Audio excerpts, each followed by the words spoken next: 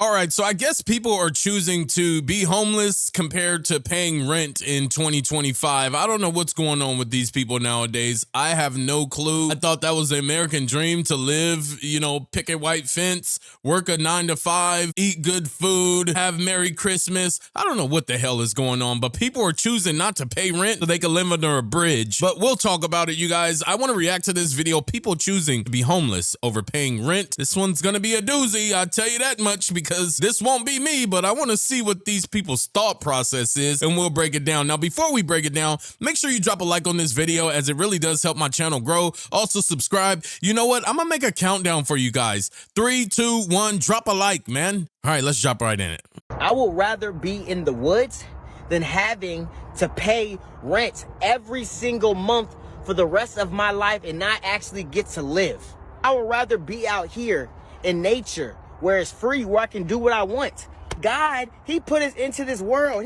We didn't ask to be here. So if we didn't ask to be here, why should we have to pay? Explain it to me so I can better understand it. But I've been stuck in this matrix for too long. As soon as I was able to work, I've been working. I don't think any job can get me rich. I don't even want to be rich. I just want to be comfortable.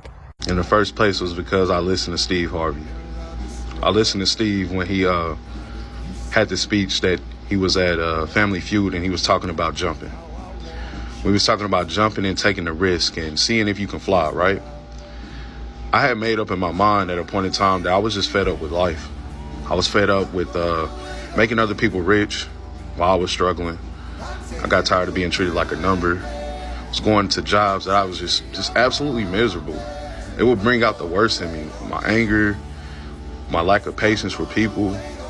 All just type of stuff that I just didn't know that was really even in me. And when I got fired from a job that I poured so much into, I mean, every single day I felt like I was just making some type of sacrifice, and then COVID came, and then it was just feeling like the lack of, man, if I was gone tomorrow, this job would just look for somebody else. And I got tired of feeling like that. So when I jumped a few times. Matter of fact, I jumped when I first packed my car up, traveled 15 hours to Dallas, Texas from Indianapolis, Indiana. And in hopes of just not really even knowing what was here for me. But that came over a period of time, and I've been here 3 years now. And then I jumped again when I got fired from a job that I thought that they were going to step up and like kind of do something differently, but they didn't. And I just been going ever since. I said that it was finally time for me to commit myself to something, because I felt like I gave up on everything that it is I ever put my hands to. And I didn't want that feeling anymore.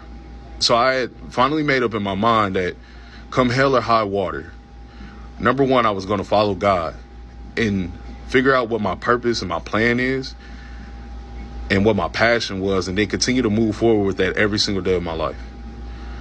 And so here I am now, 2 years into my journey, and I just continue to keep going.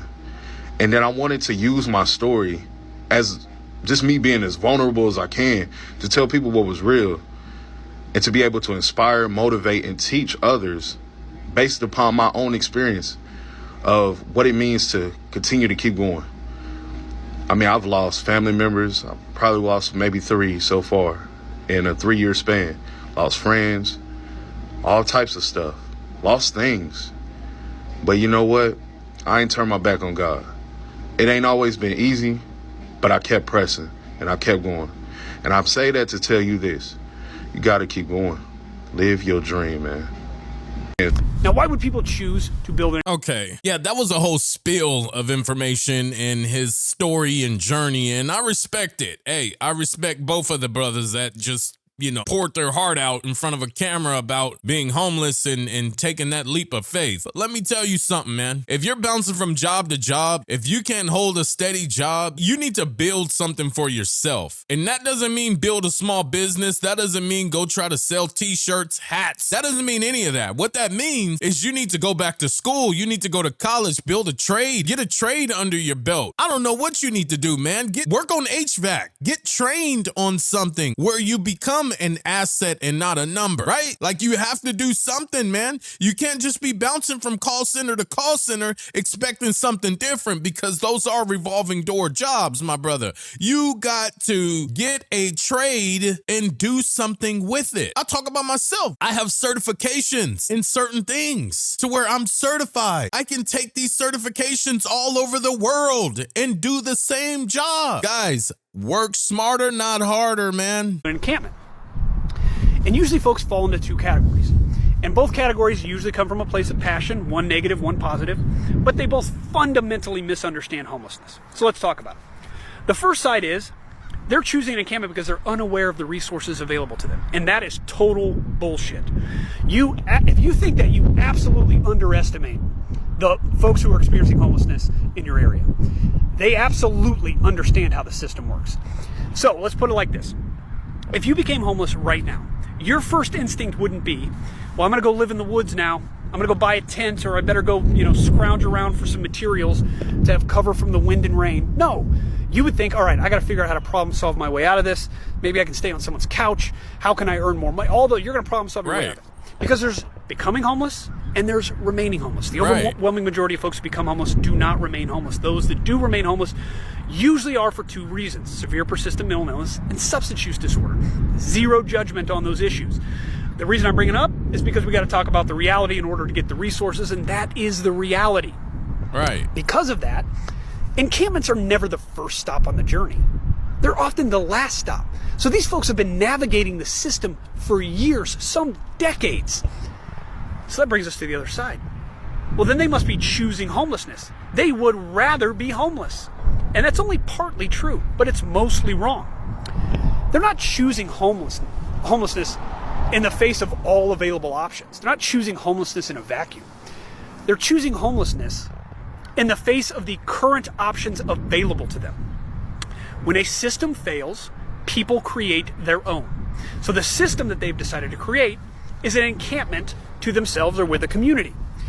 What this means is, given the right set of circumstances, they will not choose homelessness. In fact, 90% of folks who are living outside, 90%, would choose services so long as the end result led to permanent housing, as long as there was an option for permanent housing along that path.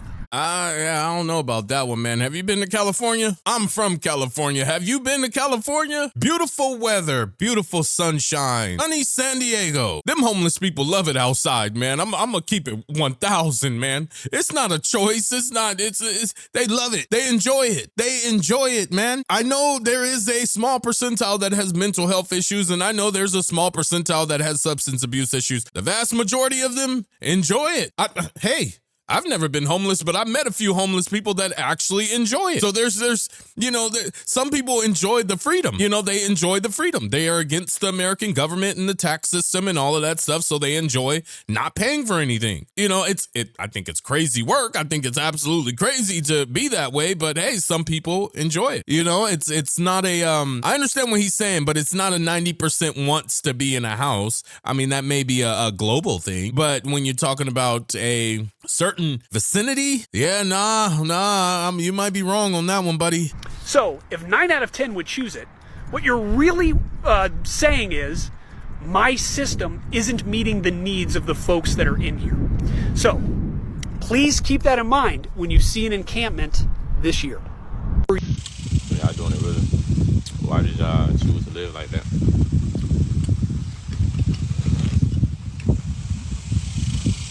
It gets tiring, bro, going to work every single day and giving your whole day to somebody else.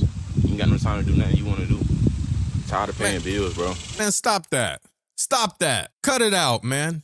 Cut it out, man. Cut it out. You're tired of going to work? You're tired of paying bills? Bro, what are you talking about? The world don't work like that, man.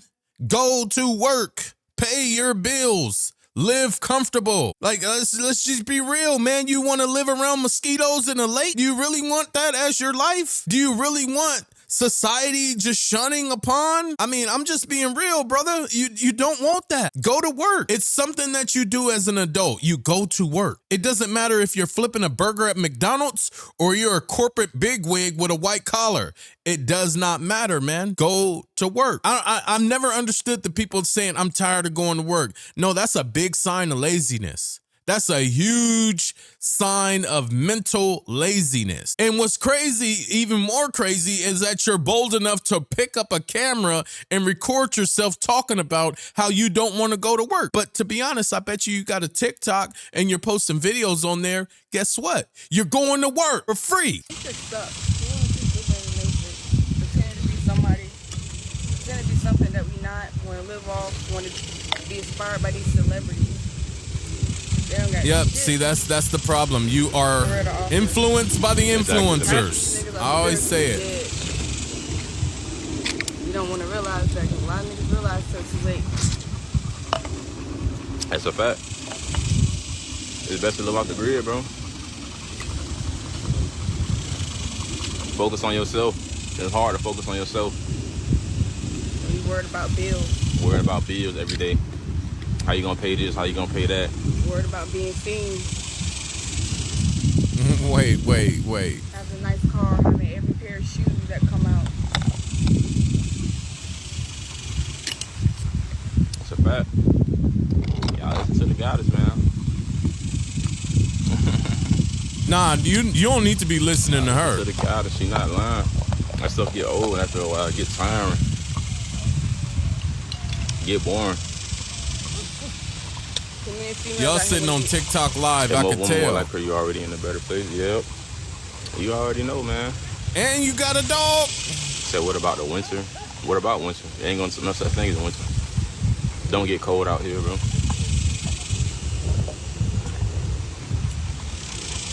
Still gonna be eating fruit. Still gonna be eating vegetables. Still gonna be outside in the sun. If it get too cold here, we just gonna go further down south. That's the beauty of van life. You can get up and leave whenever you want to. Just keep going down south. That's really all it come down to. That's the beauty of being able to pick up and leave whenever you want to without having to worry about paying some bills or breaking your lease. So I have decided that I am no longer willing to participate in society. And I don't know what that means for me. All I know is that I'm exhausted, and it's more than just normal exhaustion. It's like I've been fighting, wanting to kill myself for like the past several months now, since, you know, me and my husband, like, our marriage basically ended, and it's been like 4 months since I've seen my child. I don't think I could do it anymore. Emotionally, mentally, physically, spiritually, any of it. I just can't. You know, I don't wish that on anyone. I genuinely feel bad for all of these people, but I do like to put my input and my 2 cents on what I think they should be doing or what I think they're choosing to do. Now, with her situation, I think that she, you know, with the marriage, divorce, kids involved, I do understand being extremely depressed and extremely sad and just exhausted, tired. But the only way, like she just mentioned, she wants to see, she hasn't seen her kid in 4 months. You know, she was worried about offing herself. The only way you're going to be better for your kid or even just in the future is to get better.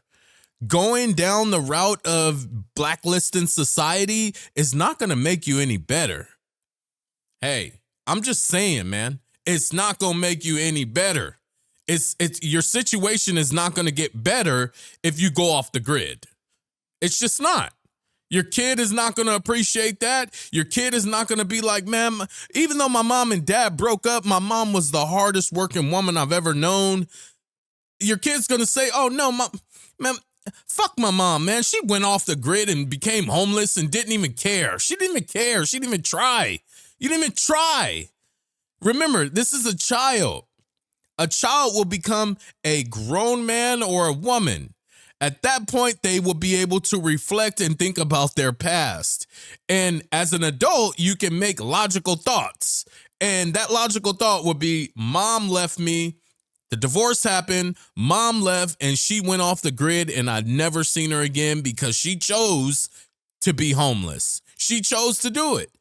It looks like the young lady has a job. I understand depression. Go get some help. But don't just fall off the grid. Do it for your kid.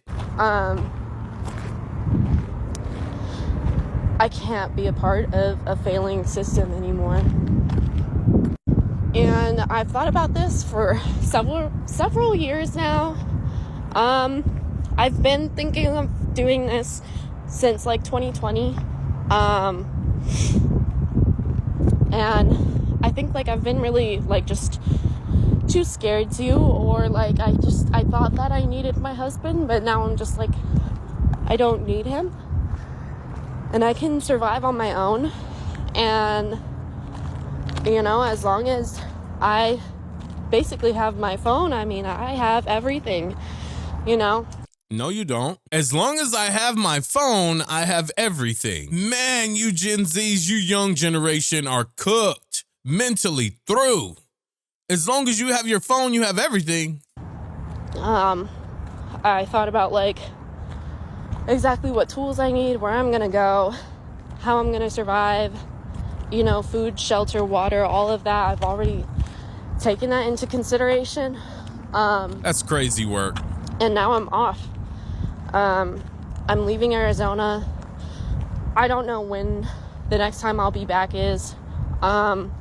I'm not letting anyone know that I'm leaving, mainly because I don't think anyone would really care. So I guess that's why I'm talking about it on TikTok, to, I guess, try to find like-minded people, because hopefully I'm not the only one thinking this way.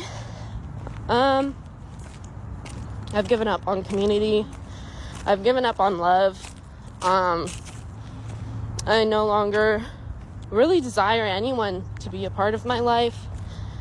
And I don't know when the next time I'll actually ever really see my friends or family again, and everyone that I know. I don't know if I really want to. I don't know. I feel really alone right now, and honestly, I probably would have killed myself a few months ago if I hadn't had my daughter. Like, she was pretty much the only thing keeping me alive. And now that I don't have her, it's like, what is there to really live for? You know? Her. I don't have my husband. I don't have... You don't need him. You can like replace him. You can't replace her. That really truly loves me and truly gives a fuck about me. I mean, not that he ever really did, but I guess, it's very selfish in my mind, of her. I thought that it's he very did selfish. At one point. She does have a daughter that asks about mommy I haven't really all the talked to time. anyone about this. I stopped seeing my therapist a few months ago because he tried to put me back on medication, and I'm like, I don't want to go back on medication. I don't, because it makes me feel bad. It doesn't, I don't know, I feel like it makes me feel worse than when I'm just me. And, you know, people have told me, well, oh, you just haven't found the right medication yet. I've tried several medications. I honestly, now that I'm like really thinking about it, I don't think that any of these doctors knew what I had or what I have or whatever, even if I even have anything. You know, I've seen like 4 psychiatrists since I was like 16. So what, it's been like over a decade now trying to figure out what I have, and it's not working. They first said I was bipolar, then they said I had bipolar depression, then they said I had major depression, then they said I had schizoaffective disorder, and then finally they said I had OCD. I'm honestly convinced that I don't think it's any of these. You know, from the little bit of research that I've done, I do think that I have BPD, because just the things that these people with BPD, they talk about, like, I really resonate with what they say. And honestly, maybe If you already crashing out, I can see her, you know, you gave up on your therapist, you gave up on all these people. I mean, you gave up on your family, you gave up on your kid. But one thing I noticed, I don't know if you guys noticed in the video, but she didn't give up on TikTok filters. Girl, you might as well show who you are. Take the filter off. I just had to point that out because I keep seeing it flicker. You know, it keeps showing a little bit of, you know, acne cheeks. Just show it. Just show it, because to be honest, the only way you're going to face reality is if you actually face your reality. And you can't even face yourself in the camera without turning on a filter. That's another problem, man. You're very, very selfish. I could see that. You're for self. Even for a TikTok video where you're trying to be vulnerable, you still had to put on a filter to prepare, to make yourself look good. Girl, you're going down a dark path, man. It don't matter how you look. People want to see the true you if you want some help, but I don't know if it sounds like she wants help. maybe even like a little bit of like autism or ADD. I don't know. All I know is like I've tried Lexapro, I've tried so many medications. Like I don't even remember their names right now, but it's just like tried fucking, what was it, like Zofran or whatever. Was she on drugs at a point in time or something? Outside of her, you know, some other medication. I think it started with an R. And yeah, just like none of these medications. Some people really just don't tell you the truth. You like, know, they'll tell you like their side of the story, but not the full truth. Because I just didn't feel like me. I just wanted to sleep all day. And yeah, I thought about calling a crisis hotline, but I don't think that it would really help at this point.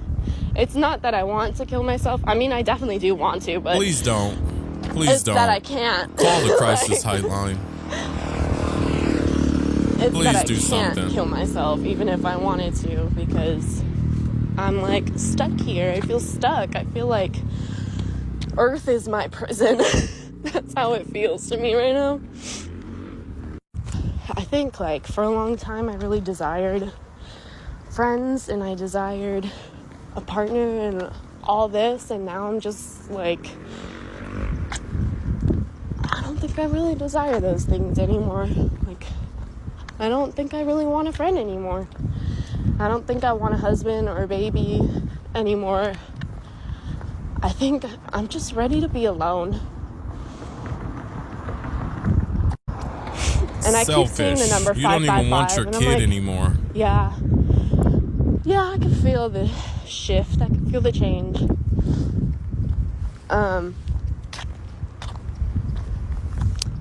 I do have enough resources to get by, so I will not be begging for money or anything like that. I don't need money. I don't know.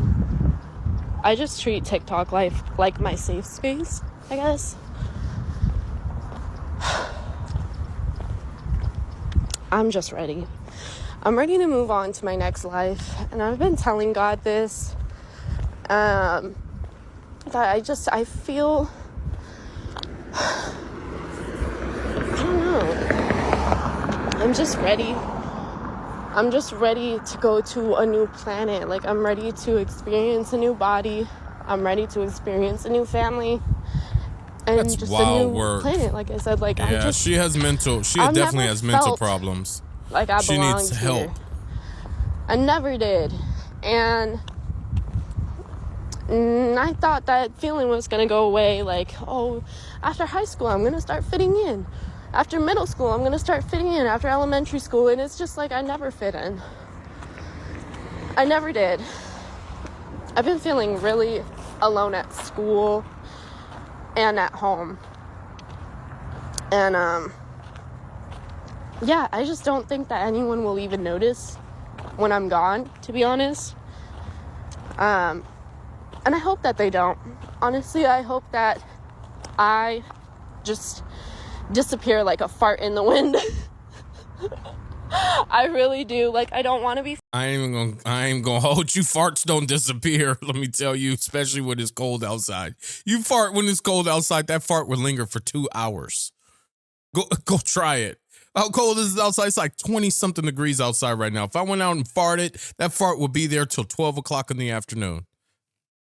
Don't shoot the messenger. I'm just saying. I'm not missing. I'm not homeless. I'm living out in the wild. And I'm following my dreams and I'm following my heart. And yeah, some people think that's really fucking insane. And I'm like, dude, I'm not fucking insane. I just don't want to be a part of this society. It's not that I'm lazy. You're love working. You're fucking selfish. It's that, let's be real. I just can't stand people. Maybe you don't even want your kid. You're fucking selfish. High. I just can't. You shouldn't have had it anymore. You know, I thought I wanted to be a surgeon, but I'm like, these people don't deserve my help. They don't deserve to be healed. God, I just don't know why I'm here. I'm just starting to realize, like, all that energy that I was putting into school and trying to become a healer, I could have been healing my own fucking wounds. I could have been confronting my own fucking traumas, but I didn't. If I had to do this all over again, I was still gonna choose to be homeless. I got the freedom to be anywhere I want, when I want. I live for free. I still got all the necessities of life. A shower, a toilet, food, a stove, fridge. I can spend my money on whatever I want. Wake up with the freedom of knowing that my money is going to what I want it to, not what it has to be going to. A lot of people don't realize that they stress in life because they make things more complicated than they are. When you learn to look at things for what they are instead of what you want them to be, you learn how to navigate. I picked my main things that made me happy and what I needed. So hey, that brother there, I don't know what he's talking about, but the things that you need to spend your money on is being comfortable, living comfortable. I took a look at his background and it looked like, you know, he's sleeping in a car. You're in a car. Bro, I don't want to sleep on laid down seats in a car. I don't want to sleep in the driver's seat of a car. That's not comfortable living for me. I sleep on a sleep number, man. That's comfortable. A pillow top. I'm sleeping like a baby every single night. And you know why? Because I chose to pay for it. I chose to pay for this box that I live in. I chose to pay for the car I drive, the cars in my driveway. I chose to pay for this life that I got. It's all about a mental choice. If you choose to live in your car when you can or eat out of a crock pot from your car, that's not living. That's not living. I enjoy waking up, hit my Keurig, nice cup of coffee, sitting in my office, turn my ring light on, watch YouTube videos in front of a 1440p curved monitor. I'm relaxing, I'm chilling. I got a kitty, I don't even know where he's at, but he's somewhere. I'm chilling. I'm good. And I don't mind spending the money that I spend monthly to live like this. It's great. I'm not complaining at all. I've never understood where people thought, okay, if I just go off the grid, if I go in my car, if I drive across the country, I'll be happy. No, you will not. You will have the worst back pain on the planet. You'll be hungry. You'll shed weight. It's just not good. It's just not good. Hey, it's my point of view. So this is the 6th day that I have been without a place to live, kind of. A few days ago, I got accepted to the Catholic Charities Renewing Hope program, which everybody's been real nice, and it's actually been beneficial. You get a place to stay for like 60 days, 90 days, while you look for employment and kind of put your life back together. Like, I never really thought I would have to do all this, but everything is so expensive, and I spent all my money during COVID that I kind of ran out of options, and there was no way that I could really save money paying rent and paying for everything myself. So I decided to not pay rent and basically, you know, be homeless for kind of the next few months so I could get my life back together and save up money and move on. I'll probably be able to save, you know, all the money that I make without having, you know, rent and food and like utility expenditures or cell phone bills and stuff like that. So honestly, like, it's kind of real sad that, in today's America that like the only way to get ahead is to be homeless. And yeah, I mean, it is what it is, but I'm not going to spend, you know, a year, 2 years paying rent and paying all my bills and working just to save $2,000, $3,000. I'd rather save, you know, 10 grand in, you know, a couple months. You'd rather save 10 grand, all of your paychecks, and lose your place where you live. So we're going to break down the math here before we close it out, right? So this guy had an apartment. He had everything cool. You work in a job. Your job could afford the apartment. You just were upset that you could not save any money.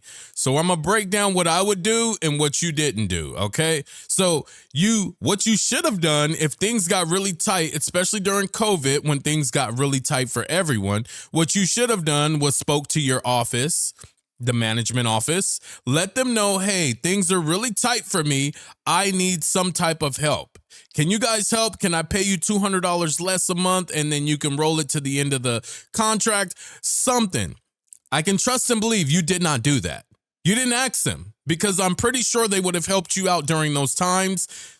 There was a moratorium. They couldn't even put you out. But that's just one piece of the puzzle. So you chose to not pay rent, just skip out on that, save your money, get evicted, and now you're at a homeless encampment. Now let's break this down. What you should have done was stayed in your apartment, paid your rent. You would have been broke. Yeah, it would have been tight. Yeah, but nobody's $0 broke. I don't care if it's $20 left over. I don't care if it's 30, 40, 50. What you should have did was apply for DoorDash, took that extra $50, put it in your gas tank, and worked a second job. Am I wrong? I worked a second job. I worked 3 jobs at a point in time. During COVID, I worked my job, I worked DoorDash, and I worked on social media. I worked 3 jobs at a point in time. I did it. I didn't give up. I have a family. I did not give up. But if I was single, I would have did the same thing. Just work more. 8 hours out of your day is not your full day. I know people that work 2 8-hour shifts. With DoorDash and all that stuff, you don't have to work 2 8-hour shifts. You can work your normal 8 hours and then you can work 3 hours on DoorDash and make $50. $50 is $50, but if you add it up, $50 a day turns into $250 a week. That turns into like close to $1,000 a month. There's extra money. Case closed, guys. Case freaking closed. Not having a place to live and then just pick my life up from there and go about it. So yeah, that's what I'm doing right now. And it is what it is. I make almost twice the federal minimum wage, and I am still thousands of dollars below the poverty line. I am homeless. I live in my car. I cannot afford to rent an apartment. I can hardly afford to live in my car. Food is expensive. And it's tough times, you know? I work 40 hours a week. I am not in an entry-level position. I am in a skilled position. I make twice the federal minimum wage. And I am poor. And if that isn't the most late-stage capitalism thing, if you want to buy me a meal, my Venmo's in my bio.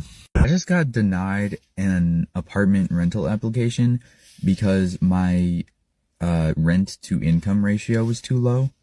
But how does that make sense when every job in this town pays around what I make and every apartment is around as expensive as that one? Like, you just got to keep looking. You got to keep looking, look in different areas.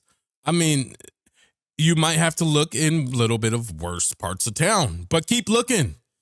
Don't live in your car. Keep looking. You work a job. You work twice the federal minimum wage. Keep looking because there's people on minimum wage that have a place to live. I can trust and believe my statement. There's people in whatever town, city, state you're in that are on minimum wage with 2 kids that have a place to live. Make it make sense, you guys. Let me know in the comments. Do you guys agree with some of this stuff? Do you agree with what I said? I don't know, but while you're down there, make sure you leave a like down below and subscribe. And yeah, YouTube has picked a video just for you to watch next. Make sure you sit back and enjoy it. Until next time, folks, I will see you in the next one.